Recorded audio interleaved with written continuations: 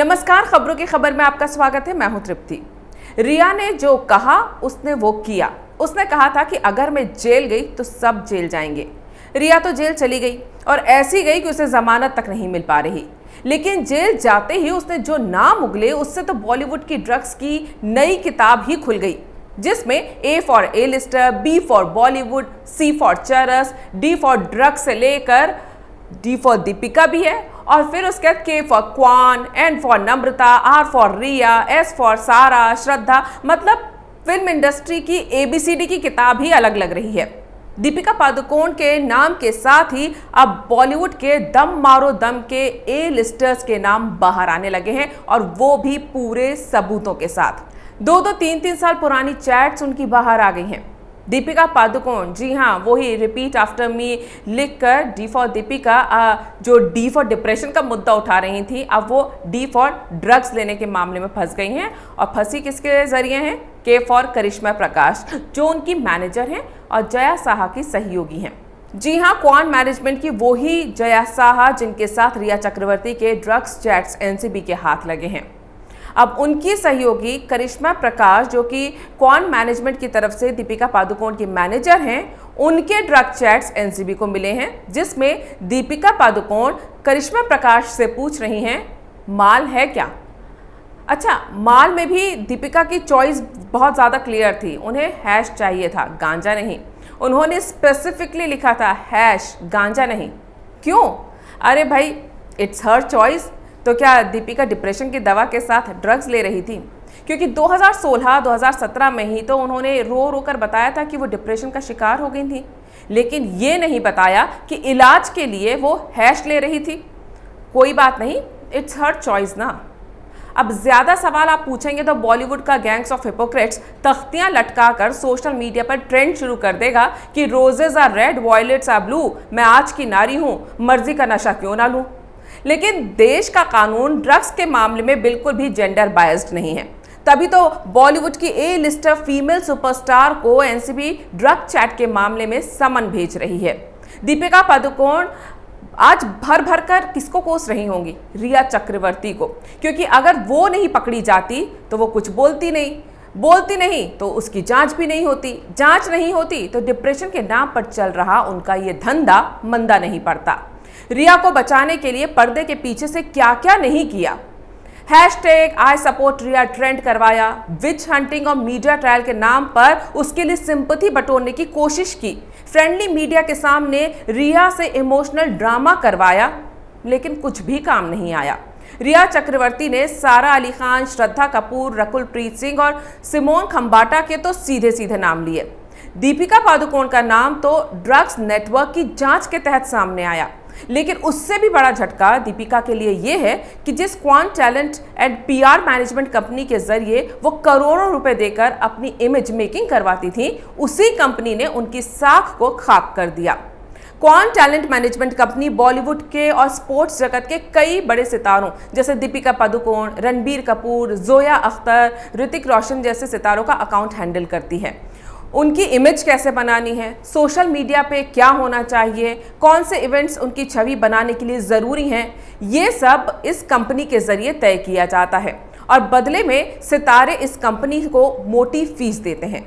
Kuan management company वही company है जिसके अकाउंट में सुशांत के अकाउंट से 33 लाख रुपए गए। फिर इसी क्वान टैलेंट कंपनी के अकाउंट से एक बड़ा अमाउंट रिया चक्रवर्ती के अकाउंट में गया। सुशांत के केस में ED इसी की जांच कर रही थी, लेकिन जब क्वान मैनेजमेंट की जया साहा के चैट खंगाले गए तो पता चला कि ये तो ड्रग्स का मामला है। पहले तो रिया चक्रवर्ती के साथ जया साहा के चैट सामने आए, जिसमें वो रिया को कह रही थी कि CBD ऑयल की 4 बूंदे चाय, कॉफी या पानी में डालकर उसे दे दो, 30-40 मिनट में किक करेगा। लेकिन NCB ने जब जया साहा का पूरा चिट्ठा खोला तो सारा से लेकर श्रद्धा कपूर तक को ये नशा बांटती नजर आई। NCB ने क्वान के CEO ध्रुव को भी सम्मन किया है, क्योंकि सामने आ गया है कि उनके एम्प्लॉइज अपने क्लाइंट का अकाउंट ही हैंडल नहीं कर रहे थे, बल्कि उनके लिए ड्रग पैडलर का भी काम कर रहे थे। लेकिन सलमान खान का नाम इसमें क्यों लिया जा रहा है? आखिर क्वान मैनेजमेंट से सलमान खान का क्या लेना देना? उनकी तो खुद की कंपनी है यूनिवर्ल्ड बीइंग टैलेंटेड यानी UBT। तो इसे समझने के लिए कॉर्न कंपनी की 2 साल पहले की हालत को आपको समझना होगा। दरअसल साल 2018 में कॉर्न के मैनेजिंग डायरेक्टर अनिर्बान दास पर 4 अलग अलग लड़कियों ने मी टू मूवमेंट के तहत यौन शोषण के आरोप लगाए थे, जिसके बाद उसे कंपनी से निकाल दिया गया था। इसके बाद कंपनी का एक बड़ा स्टेक सलमान खान की कंपनी UBT ने खरीद लिया था, जिसके बाद सलमान खान क्वान कंपनी के को ओनर बन गए थे।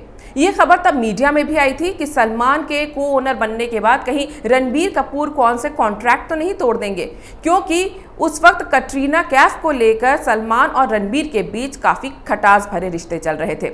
हालांकि ऐसा हुआ नहीं। तो क्या इसीलिए सलमान खान रिया चक्रवर्ती के खिलाफ कुछ नहीं बोल रहे थे? अब जब क्वान की सबसे बड़ी client Deepika Padukone drug chat के मामले में फंस गई हैं, तो उन सभी सितारों के होश उड़े हुए हैं जो क्वान के क्लाइंट हैं, क्योंकि एनसीबी ने एक एक के बारे में जानकारी इकट्ठी करना शुरू कर दी है। इसीलिए कहा जा रहा था कि एनसीबी के पास 40 से ज्यादा छोटे बड़े सितारों के नाम हैं, क्योंकि क्वान के पास 40 से ज्यादा बड़े और छोटे सितारों के अकाउंट्स हैं। पिछले दिनों दीपिका, करण जौहर, सोहेल खान, सलमान खान जैसे कई सितारों की तस्वीरें मुंबई एयरपोर्ट से आई थीं। खबर है कि मुंबई एयरपोर्ट पर इन दिनों सितारों का मजमा यूं ही नहीं लग रहा। एनसीबी के इरादों की भनक इन्हें लग चुकी है, इसीलिए ये सितारे मुंबई से दूर जा रहे हैं। कहा तो ये भी जा रहा है कि कई सितारे तो डिटॉक्सिफिकेशन के लिए जा रहे हैं, जिससे अगर ब्लड टेस्ट देना पड़े तो उनके खून के नमूने उनके PR एजेंसी की बनाई इमेज की तरह साफ निकले। लेकिन शायद इन्हें यह नहीं पता कि इस बार एनसीबी पहले सबूत इकट्ठा कर रही है और उसके बाद मिलने का न्योता भेज रही है, जिससे गोलमोल बातों की कोई गुंजाइश ही ना रहे। वैसे भी उन्हें रिया चक्रवर्ती से सबक लेना चाहिए, जिसे पूरा यकीन था कि मुंबई का सबसे महंगा वकील सतीश मानशिंदे उन्हें जेल नहीं जाने देगा। अब तो नौबत ये आ गई है कि आज जुडिशियल कस्टडी की मियाद खत्म होने के बाद भी वो जेल में ही है।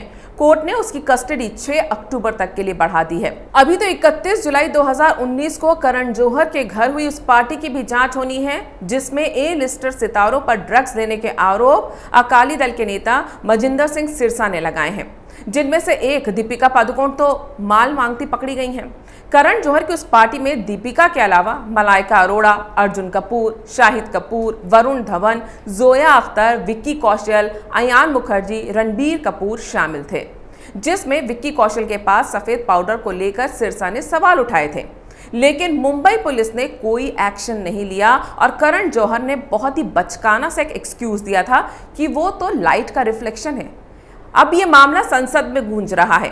अब एनसीबी पता करेगी कि वो लाइट का रिफ्लेक्शन था या फिर नशे के असर में करण जौहर का दिया हुआ एक्सक्यूज। दीपिका का नाम ड्रग चैट में आने के बाद मनजिंदर सिंह सिरसा ने ट्वीट किया है, D for Deepika Padukone, S for Shraddha Kapoor. बिल्कुल वैसे ही जल्दी ही K for Karan Johar, S for Shahid Kapoor का सच भी बाहर आएगा।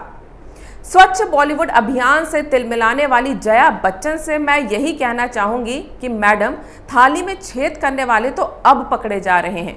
जो लोग ड्रगी बॉलीवुड एक्टर्स के खिलाफ आवाज उठा रहे थे, उनसे आपकी नाराजगी क्यों है, ये भी सबको समझ में आ गया है। क्योंकि आप जिसे अपनी थाली बता रही थी, उसमें तो आप खुद ही एक छेद नजर आ रही हैं अब। वरना घर के बुजुर्गों का काम होता है कि छोटों को रास्ते से भटकने से बचाना, ना कि आपकी तरह रास्ता बताने वालों पर ताना कसना। फिलहाल अभी B फॉर बॉलीवुड से कई D फॉर ड्रगी सितारों के नाम बाहर आने वाले हैं और इनके पक्ष में अगर कोई ट्रेंड चलाए तो समझ जाइएगा ये भी थाली के छेद ही हैं। अगर आपको ये वीडियो पसंद आया है तो इसे लाइक करें, शेयर करें और कैपिटल टीवी को सब्सक्राइब करें। अगर आपको हमारा वीडियो पसंद आया हो तो इसे लाइक करें, हमारे चैनल को सब्सक्राइब करें और हाँ, बेल आइकन दबाना ना भूलें ताकि आप तक हमारे वीडियो की नोटिफिकेशन पहुंचती रहे। आप अपना सुझाव हमें कमेंट बॉक्स में दे सकते हैं। हमारे साथ जुड़ने के लिए शुक्रिया।